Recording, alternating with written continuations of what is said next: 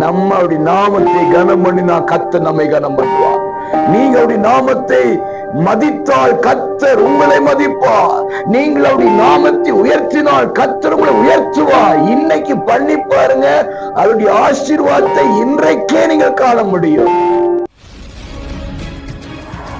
அன்பு உறவுகளே, இயேசுவின் நல்ல நாமத்தில் மனதார வாழ்த்துக்கள். இயேசப்பா உங்களை ஆசீர்வதிப்பாருங்க.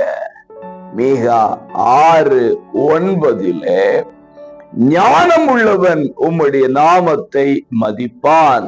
பிரியமானவர்களே, ஆண்டவரை யாரு மதிப்பாங்க அப்படிங்கிற ஒரு வார்த்தை அழகா மீகா சொல்றான். ஞானம் ஒருவனுக்கு இல்லை என்றால் அவன் ஆண்டவருடைய நாமத்தை மதிக்க மாட்டான்.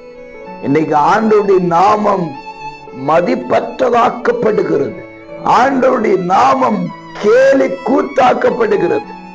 ஆண்டவருடைய நாமத்தை சொல்லுகிறவர்கள் அடிக்கப்படுகிறார்கள், உதைக்கப்படுகிறார்கள், சிறைச்சேதம் பண்ணப்படுகிறார்கள், சிறையிருப்புக்குள்ளாகிறார்கள். ஞானம் உள்ளவன் அவருடைய நாமத்தை மதிப்பான் என்று நான் சொல்லவில்லை, என் வேதம் சொல்லுகிறது. ஆகவே இதுவரைக்கும் அவருடைய நாமத்துக்கு நாம் கொடுக்க வேண்டிய மதிப்பும் மரியாதையும் கொடுக்க தவறி இருப்போமையானால் இன்றைக்கு மனம் திரும்பி, ஆண்டவரே உம்முடைய நாமத்தை மதிக்க விரும்புகிறேன், எனக்கு ஞானத்தை தாரும் என்று கேளுங்க.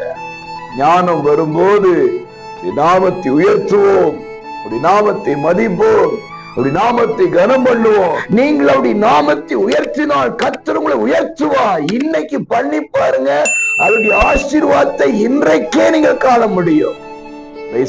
பெற்றுக்கொள்ளுங்க. God bless you.